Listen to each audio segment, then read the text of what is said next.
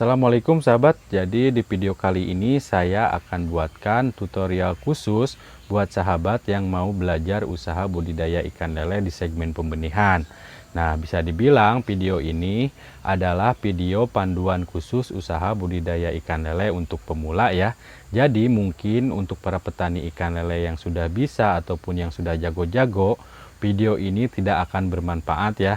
Tapi saya yakin video ini akan bermanfaat buat sahabat-sahabat yang mau belajar usaha di segmen pembenihan secara baik dan benar. Dan apa yang saya akan sampaikan di video kali ini atau yang saya akan share di video kali ini itu pastinya berkat dari pengalaman saya ya, yang saya sudah praktekkan sendiri di kolam saya. Jadi buat sahabat yang mau belajar secara serius di segmen pembenihan, itu jangan pusing-pusing lagi. Tinggal pantengin aja channel si Kumis dan simak terus video ini sampai selesai. Oke sahabat, jadi sebelum saya lanjut ke pembahasannya, buat sahabat yang baru menemukan channel ini, perkenalkan nama saya Kiki. Jangan lupa subscribe dulu di bawah ini, agar channel ini bisa semakin berkembang dan bisa memberikan informasi yang bermanfaat lagi buat sahabat. Dan jangan lupa juga tekan like dan tombol loncengnya juga ya sahabat, agar sahabat bisa mengetahui lagi video-video selanjutnya dari channel si Kumis. Nah, jadi yang perlu sahabat ketahui kalau memang sahabat mau benar serius dan ingin berhasil usaha di segmen pembenihan, yaitu sahabat harus mengetahui ilmu-ilmu teknik budidaya secara baik dan benar. Jadi jangan asal-asalan aja. Nah, jadi ilmu teknik budidaya yang pertama yang perlu sahabat ketahui yaitu dari pemilihan lahan ya, atau tempat yang akan dijadikan kolam. Nah, jadi untuk pemilihan lahan atau tempat yang akan dijadikan kolamnya pun itu usahakan yang jauh dari pepohonan ya sahabat. Jangan dekat sama pepohonan. Karena kalau misalkan sahabat membuat kolam dekat pepohonan, itu biasanya akan mengganggu budidaya ikan lele kita ya nantinya. Yang pertama itu pastinya air kolam pun akan cepat rusak ya, sebabkan banyaknya daun yang jatuh ke air kolam lele tersebut. Yang kedua, kalau misalkan sahabat membuat kolam dekat pepohonan, itu pastinya akan kurang tersinari matahari ya. Mana setahu pengalaman saya, sinar matahari ini sangat penting ya untuk meningkatkan kualitas air kolam lele kita. Yang kedua, oksigen di dalam air pun biasanya akan cukup kalau tersinari matahari. Yang ketiga, pertumbuhan bibit pun biasanya akan lebih cepat lagi besarnya. Jadi, saya sarankan buat sahabat untuk pemilihan lahan itu harus yang jauh dari pepohonan untuk menghindari hal-hal yang kita tidak inginkan. Nah, untuk hal yang kedua, ilmu teknik budidaya yang harus sahabat ketahui, setelah sahabat menentukan lahan atau tempat yang akan dijadikan kolam, sahabat juga harus mempunyai sumber air yang berkecukupan ya.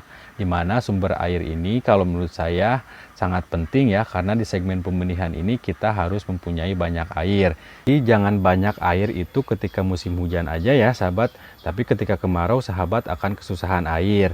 Jadi intinya sahabat harus mempunyai sumber air yang berkecukupan. Dan untuk menggunakan airnya pun itu sahabat tidak boleh sembarangan.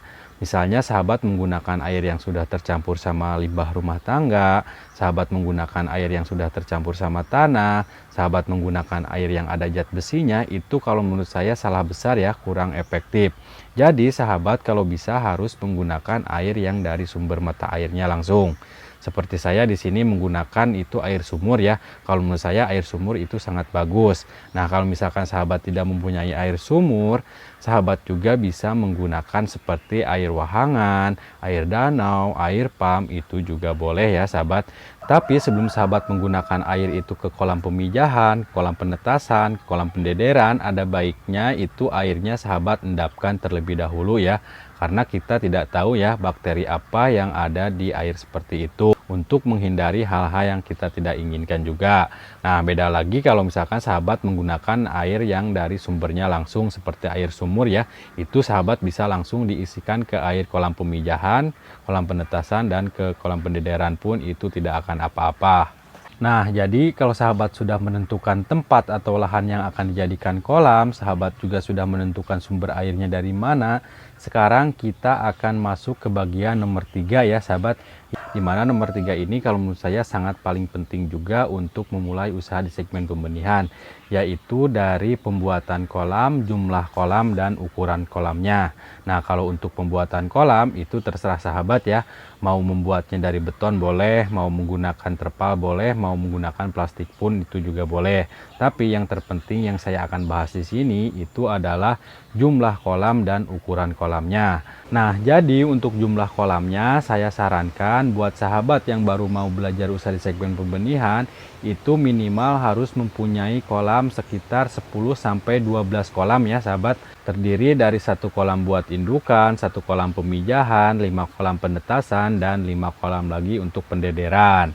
Karena di pembenihan ini kita pastinya ada beberapa fase ya, dan ukurannya pun itu sangat berbeda-beda. Itulah kita harus membutuhkan kolam yang lumayan banyak. Nah, biasanya lebih banyak kolam juga itu akan lebih bagus lagi ya. Tapi saya menyarankan kalau untuk para pemula itu jangan banyak-banyak dulu. Jadi sahabat bisa belajar sambil berjalan. Nah, untuk ukurannya saya di sini menyarankan untuk kolam indukan itu minimal 3 kali 5 meter ya, dan ketinggian 1 meter. Nah, kalau untuk kolam pemijahan itu biasanya saya di sini menggunakan 2 kali 4 meter ya, dan tingginya pun itu sama 1 meter.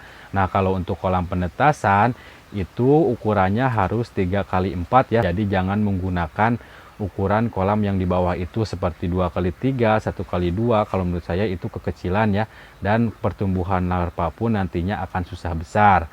Nah, biasanya kolam besar juga akan lebih bagus lagi, tapi kalau untuk sementara lebih baik menggunakan 3 kali 4 ya, itu standar. Dan ketinggiannya pun itu sahabat bisa menggunakan ketinggian 50 kalau untuk kolam penetasan.